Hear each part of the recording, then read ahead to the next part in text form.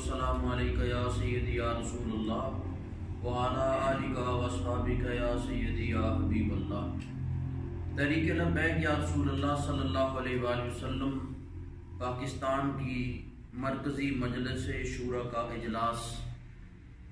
آج مرخہ 11 مارچ 2019 کو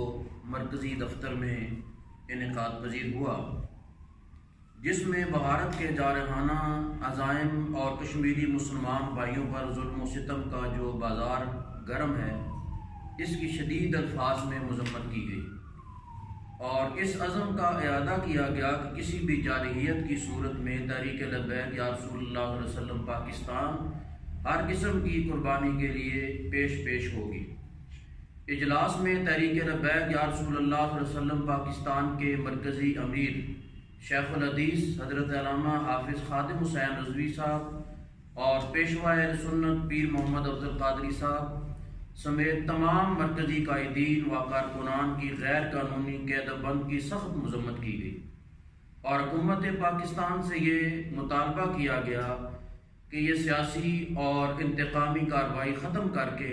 قائدین اور کارکنان کو جلد از جلد رہا کیا جائے۔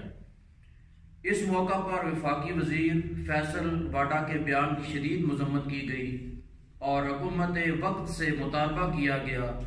کہ وزیر موصوف کو معزول کر کے قانون کے مطابق اس کو سزا دی جائے۔